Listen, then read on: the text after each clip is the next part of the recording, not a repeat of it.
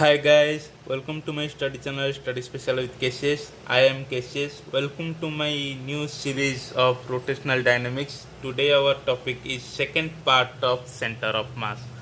आपको इस कॉन्सेप्ट को समझने के लिए आपको मेरा पहला पार्ट भी आपको देखना ज़रूरी है. सर्च कर लीजिए centre of mass 1 study special with cases, तो आपका वो पार्ट आ जाएगा. एंड मैं आपको इसका लिंक डिस्क्रिप्शन में भी दे चुका हूँ. ओके, तो चलो देखते हैं. हम पहले पढ़े थे सेंटर ऑफ मास क्या है, सेंटर ऑफ मास कैसे निकालते हैं.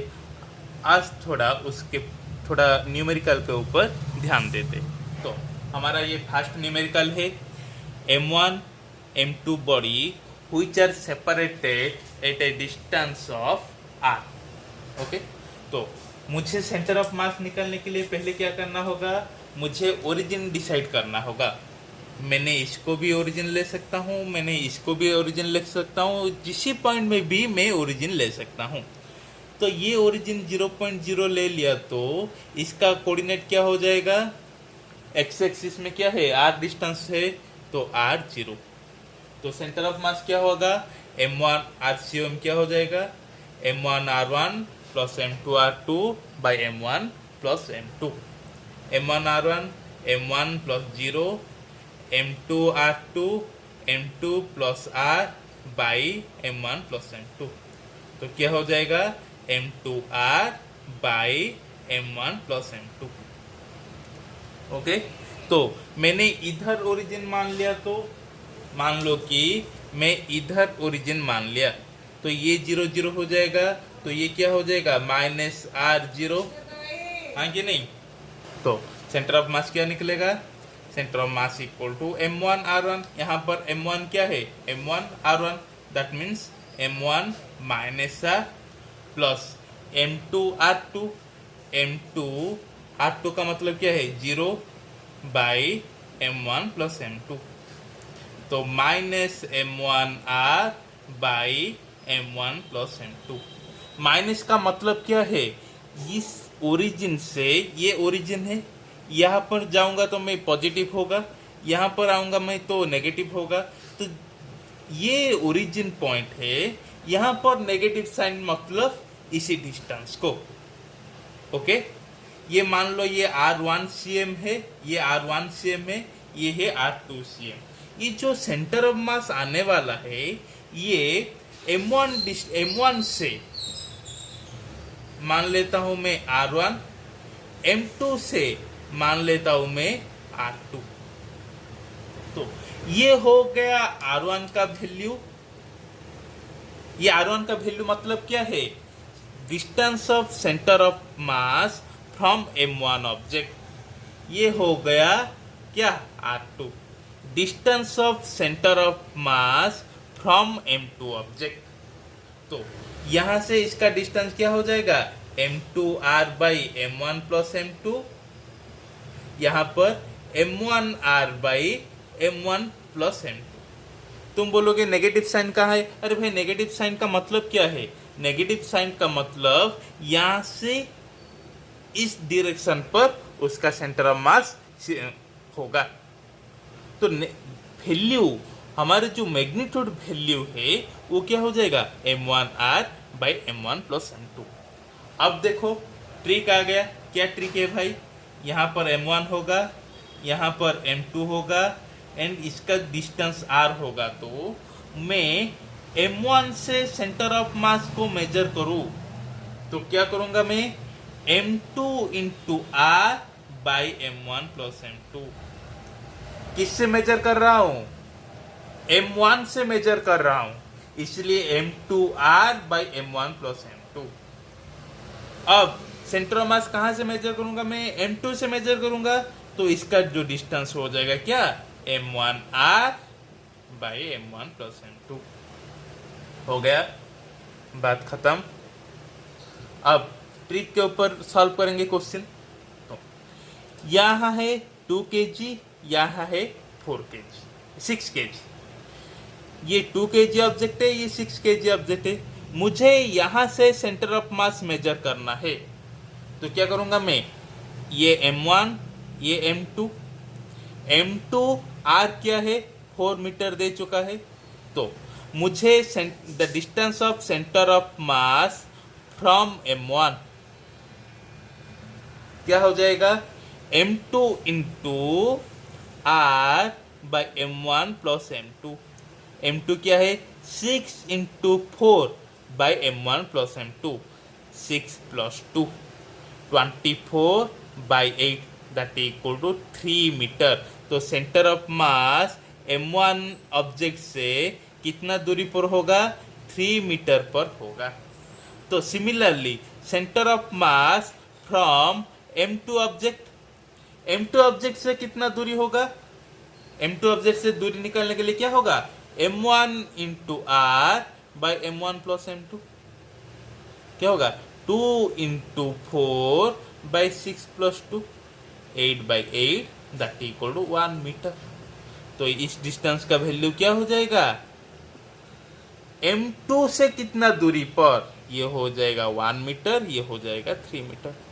नहीं तो तुम ये भी करके निकल सकते हो, मान लिया मैंने यहाँ पर ओरिजिन 0 0, यहाँ का ओरिजिन क्या हो जाएगा 4 0, है कि नहीं। मुझे अब सेंटर ऑफ मास निकालना है, तो M1 R1, M1 2 into 0, M2 R2 6 into 4 by M1 plus M2, 6 plus 2, 24 by 8 that equal 3 metre. मैंने ओरिजिन कहाँ पर लिया, यहाँ पर ओरिजिन लिया, तो 3 मीटर क्या आया, पॉजिटिव वैल्यू आया, तो पॉजिटिव वैल्यू इधर आएगा, तो यहाँ पर सेंटर ऑफ मास होगा। हमने तो ये सिंपल ट्रिक निकाल ही दिया, तो ये करना क्या जरूरत है, ये तुम्हारा फंडामेंटल है। जब तुम्हें ये ट्रिक नहीं याद रहेगा तुम फंडामेंटल के तरफ जा भी सकते हो। ओके, देन ये वाला क्वेश्चन देखो, ये वाला जो क्वेश्चन है, ये ऑब्जेक्ट 2m है, ये ऑब्जेक्ट m है। कैसे है, y एक्सिस में है, हमें कुछ भी नहीं फर्क पड़ने वाला है ये कहां पर है। यहां पर ओरिजिन ले लो 0 0, तो यहां पर जो ओरिजिन, यहां पर जो कोऑर्डिनेट आएगा क्या आएगा, 0a आएगा कि नहीं, क्योंकि ये y एक्सिस में लिए हो तुमने। तो सेंटर ऑफ मास क्या होगा, 2m into 0 plus y axis में निकालना है 2m into 0 m into a by 2m plus m। तो क्या हो जाएगा, ma by 3m that equal to a by 3। Origin कौन सा लिया मैंने, 0 0 लिया है, डिस्टेंस क्या आया है a बाई 3, तो इसका जो डिस्टेंस होगा क्या होगा, a बाई 3 के दूरी पर सेंटर ऑफ मास आएगा। ये डिस्टेंस a बाई 3 है, तो ये वाला जो डिस्टेंस कितना होगा, मुझे क्या जरूरत है अगेन कैलकुलेशन करने के लिए, मुझे क्या जरूरत है, देखो यहां पर टोटल डिस्टेंस है 4 मीटर, इसका डिस्टेंस आ गया 3 मीटर, तो मुझे अगेन क्या कैलकुलेशन का जरूरत है, मैं 4 माइनस 3 कर सके 1 मीटर तो लिख सकता हूं ना। तो सिमिलरली यहां पर भी तुम दोबारा निकाल सकते हो, और a माइनस a बाई 3 करके क्या 2a बाई 3 भी दे सकते हो। और क्या होगा, और ये मैंने मान लिया M1, ये मैंने मान लिया M2, मुझे centre of mass from M1 निकालना है, तो क्या होगा, M2 into R by M1 plus M2 होगा कि नहीं। M2 क्या है, M है, R क्या है, A है, M1 प्लस M2 क्या है, M plus 2M that equal to 3M। तो M कैंसिल, क्या होगा A by 3, centre of mass from M1 A by 3 आ गया। तो अब centre of mass from M2 क्या होगा, M1 R by M1 plus M2। M1 क्या है, 2M into A by M1 plus 2M क्या होगा, 2MA by 3M that equal to 2A by 3। वही आंसर तो आ गया, तुम जैसे भी निकालो वही आंसर आएगा, कुछ भी चेंज नहीं होने वाला है। ओके, चलो नेक्स्ट देखते हैं क्या होता है। देखो ऐसा एक है, ये दोनों क्या है, थीन रॉड है। क्या है, थीन रॉड का मतलब क्या है, बहुत सा पतला, मैं इसको एक वाइड जैसा ले सकता हूँ, एक लाइन जैसा ले सकता हूँ। तो मैंने इतना मोटा क्यों किया? क्योंकि तुमको समझने के लिए, तुम्हें समझाने के लिए मैं इसको मोटा किया है। नहीं तो इसका जो इतना थीन है जैसे कि एक लाइन जैसा है। तो इसका सेंटर ऑफ मास पूछा गया है। और क्या दिया है? इसका मास m है। क्या है? इसका मास m है। इसका भी मास m है। इस रॉड का जो लेंथ है ये भी l है, एंड इस रॉड का जो लेंथ है वो भी l ही है। तो इसका सेंटर ऑफ मास क्या होगा? तो मैंने पहले बताया है, जब एक थीन रॉड होगा, इसका जो ये लेंथ l हुआ, तो इसका जो सेंटर ऑफ मास क्या आएगा? बीच में आएगा, जो कि l/2 में। नहीं बताया होगा तो अब सुन लो। मैंने एक टेबल दिखाया था जहां पर बताया गया था कि रॉड का जो सेंटर ऑफ मास उसकी हाफ डिस्टेंस में, उसकी l/2 में आएगा। तो इसका जो सेंटर ऑफ मास, इस रॉड का जो सेंटर ऑफ मास वो कहाँ आ जाएगा? यहाँ पर आ जाएगा, जो कि इसका जो डिस्टेंस होगा l/2 ही होगा। ये वाला जो रॉड का जो सेंटर ऑफ मास, ये भी क्या कहाँ आ जाएगा? सेंटर पे आ जाएगा, जो कि इसका डिस्टेंस होगा l/2। अब इन दोनों का सेंटर ऑफ मास निकालना है। तो मैंने इस रॉड का देखो सेंटर ऑफ मास क्या है, जिस पॉइंट पर इस उसका मास को कंसीडर कर सकते। तो ये वाला रॉड का जो सेंटर ऑफ मास मैंने यहाँ कंसीडर कर लिया, जो कि m है। ये वाला रॉड का जो सेंटर ऑफ मास मैंने यहाँ कंसीडर कर लिया, जो कि मास m है। मुझे अब बोलो, इस दोनों मास का जो डिस्टेंस वो कितना है? l/2 तो है। डिस्टेंस क्या है? l/2 ही तो है। और क्या होगा? इसका जो सेंटर ऑफ मास यहाँ लाइन कर लिया। देखो ये बहुत थीन होगा, ये बहुत क्या होगा? थीन होगा। तो इसका जो सेंटर ऑफ मास यहाँ लाइन कर लिया, इसका जो सेंटर ऑफ मास यहाँ लाइन कर लिया। तो इनका जो डिस्टेंस होगा वो तो l/2 ही होगा ना। क्यों? पूरा का डिस्टेंस तो है l है। सेंटर ऑफ मास क्या कहाँ पर आने वाला है? इसका हाफ डिस्टेंस पर आने वाला है, तो l/2 पे ही तो आएगा। अब दोनों मास से m है, ये मास, इसको भूल जाओ, इसको दिमाग से हटा लो, इसको दिमाग से भर्ती करो। क्या है? इसका जो ऑब्जेक्ट है ये मास m है, ये एक अनदर ऑब्जेक्ट है, इसका मास m है। ये दोनों किसी डिस्टेंस पर दूरी पर है, l/2 पर है। तो इसका सेंटर ऑफ मास क्या आएगा? अरे भाई सेम मास है, डिस्टेंस। अब देखो ये बॉडी होता है m एंड m, ये डिस्टेंस होता है r। दोनों का सेम मास आया तो सेंटर ऑफ मास क्या कहाँ आएगा? सेंटर पाएगा, जो कि r/2 पे। यहाँ पर m है, यहाँ पर m है, लेंथ है l/2, तो इसका जो सेंटर ऑफ मास कहाँ आएगा? इसका तो सेंटर में भी आएगा ना। तो ये डिस्टेंस l/2 हुआ, तो ये वाला डिस्टेंस क्या होगा? l/4।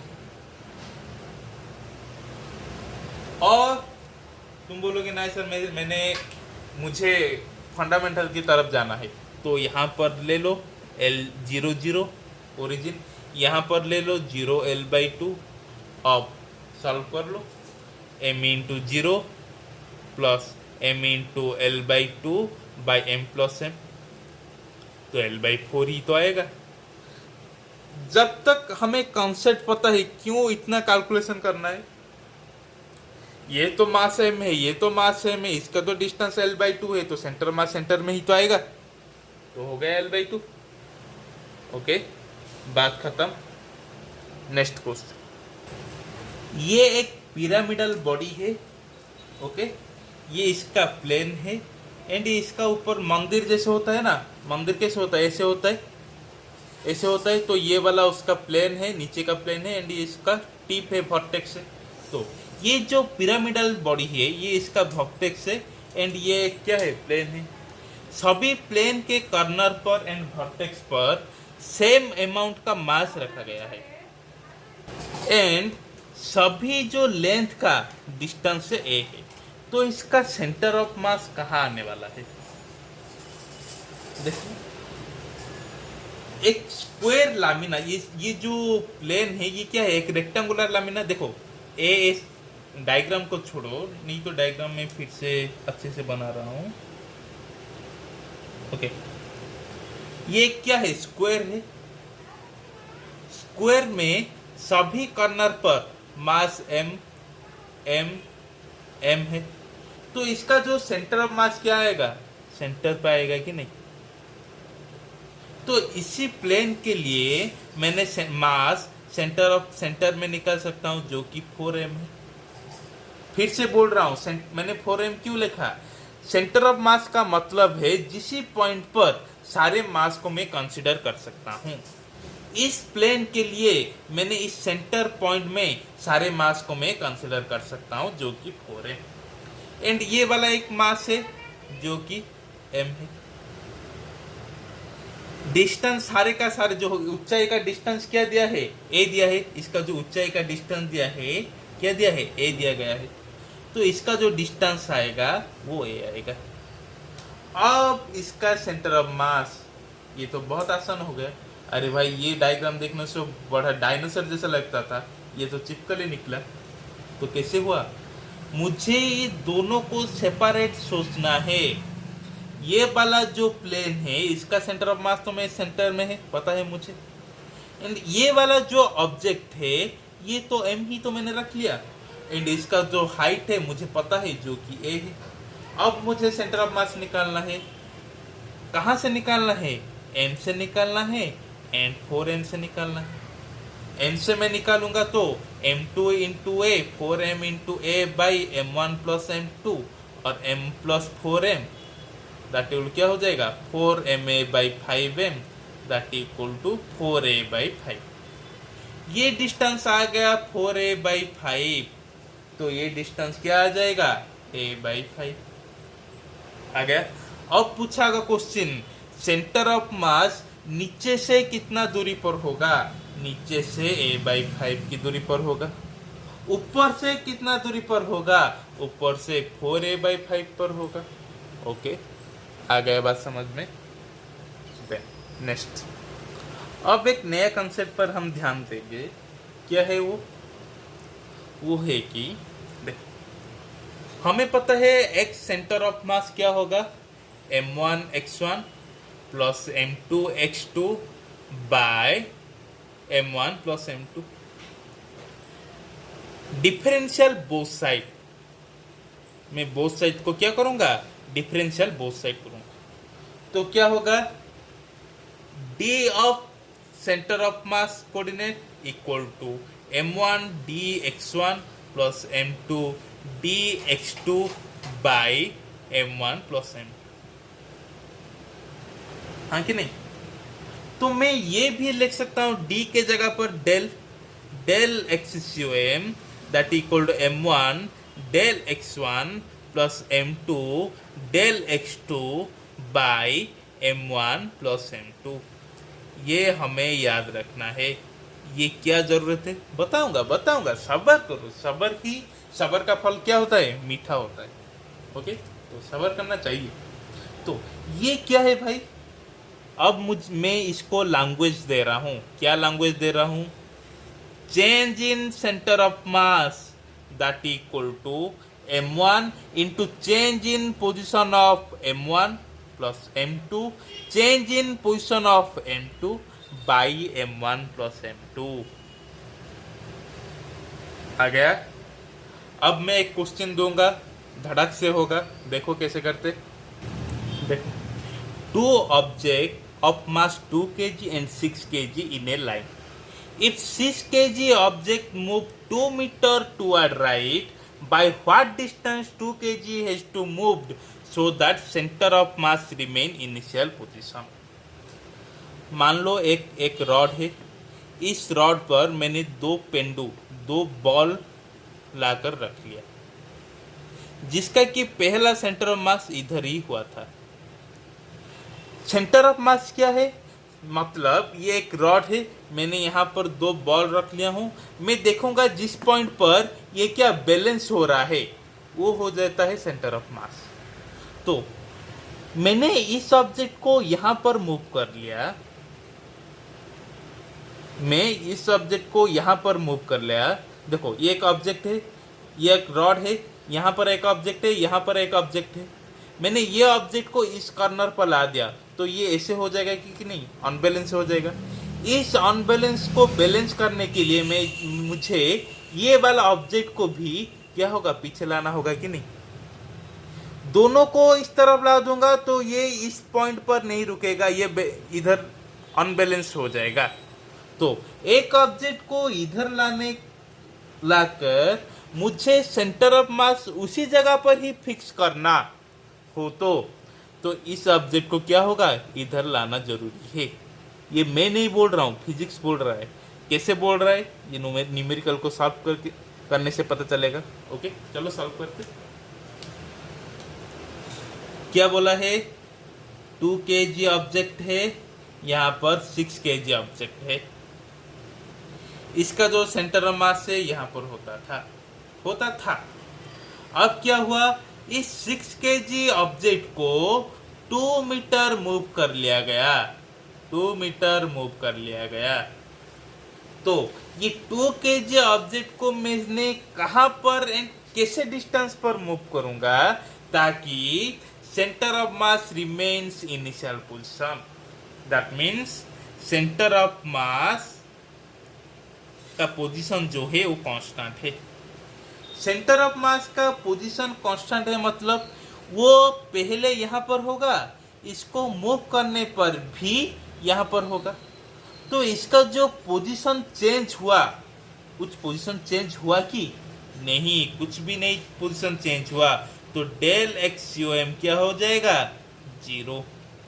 अब इसको यहाँ पर पुट कर लो, 0 equal to m1 2 kg, del x1 2 kg को हम कितना मूव करेंगे हमें पता ही नहीं, तो डेल x1 ही रखते, plus m2 6 kg, del x2 क्या है, 6 kg को कितना दूरी पर मूव करना है, 2 metre into 2 by m1 plus m2। m1 क्या है, 2 है, m2 क्या है, 6 है, 6 2 8।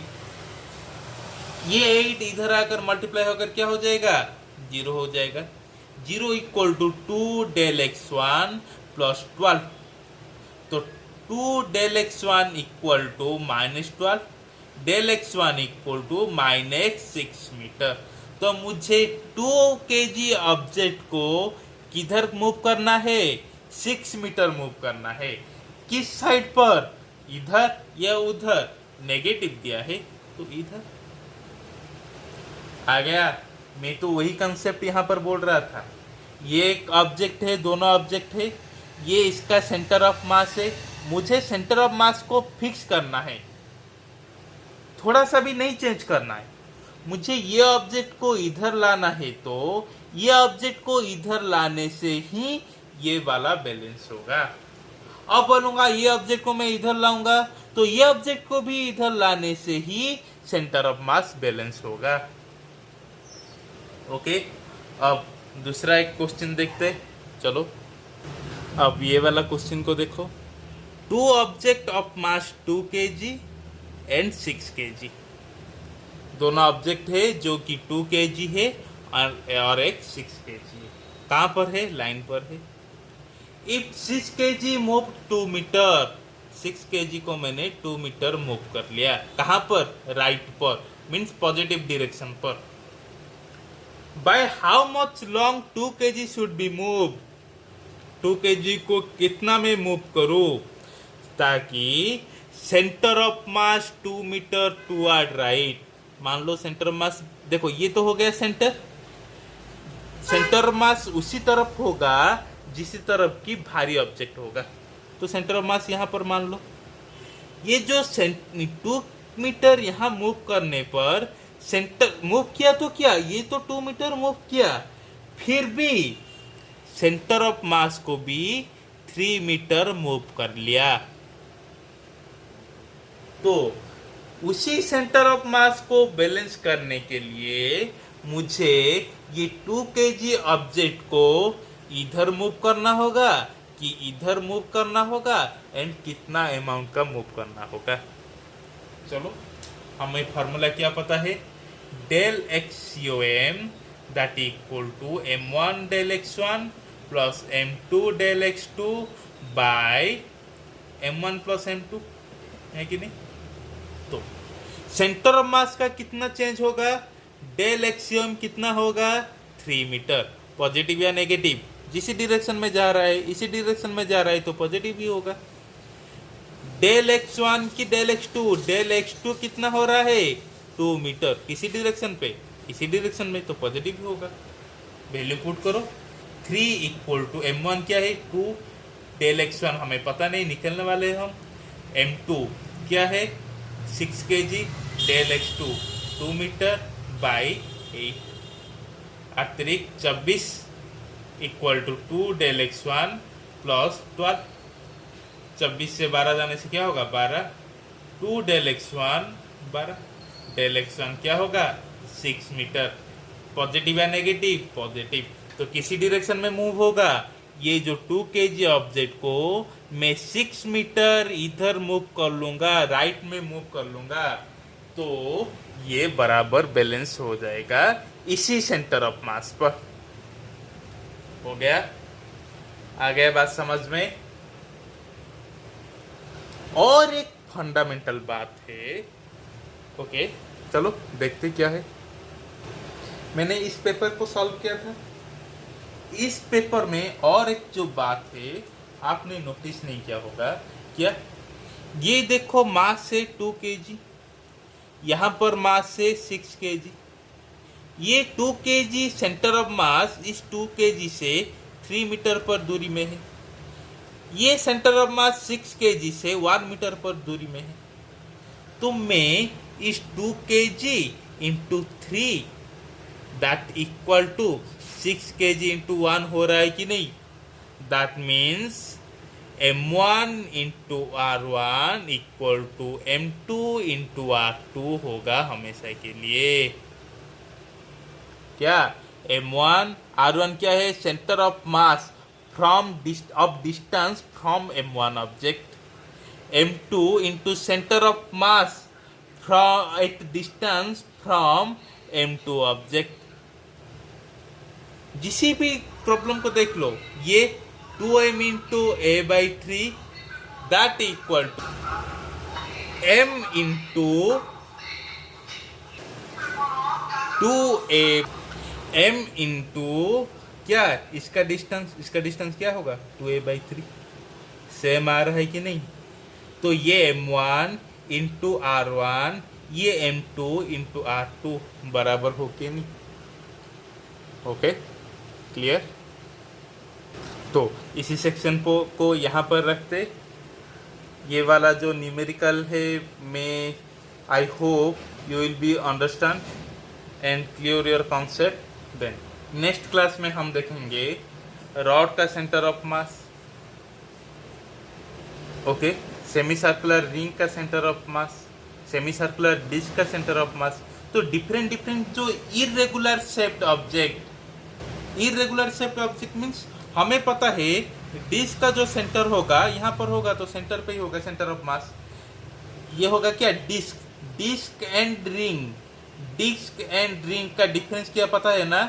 डिस्क मीन्स ये तुम्हारा जो चूड़ी पहनते हो जो लड़कियां, ये डिस्क का मतलब प्लेट जैसा शेप। तो रिंग का भी सेंटर ऑफ मास यहाँ होगा। मैं पूछूंगा कि ये हाफ डिस्क का, ये जो सेमी सर्कुलर डिस्क, इसका सेंटर ऑफ मास क्या कहाँ पर होगा। तुम बोलोगे इसका सेंटर पर, नहीं भाई ये तो गलत है।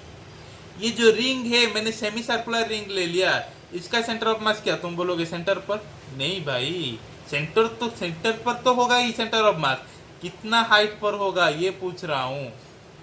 कोन का सेंटर ऑफ मास कहाँ होगा, ट्राइंगल का सेंटर ऑफ मास कहाँ होगा, तुम बोलोगे सेंट्रोइड पर। हाँ मैंने मान लिया कि सेंट्रोइड पर हो गया सेंटर ऑफ मास, ओके।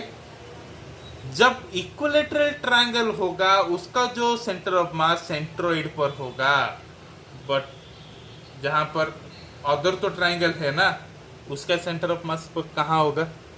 ये सारे के सारे चीज हम अगले क्लास तक डिस्कस करते जाएंगे।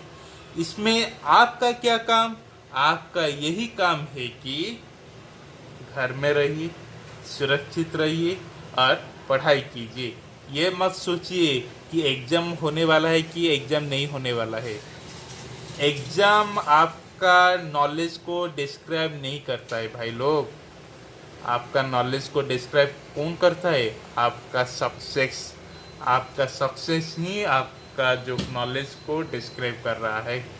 तो घर में रहिए, सुरक्षित रहिए, पढ़ाई कीजिए, इसका नोट बनाइए।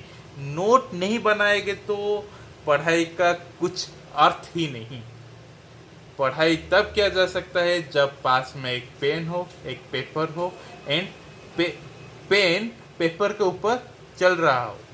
ओके, नेक्स्ट क्लास में हम मिलेंगे। Thank you so much. Share करते जाइए, सब्सक्राइब करते जाइए, लाइक करते जाइए। Good night.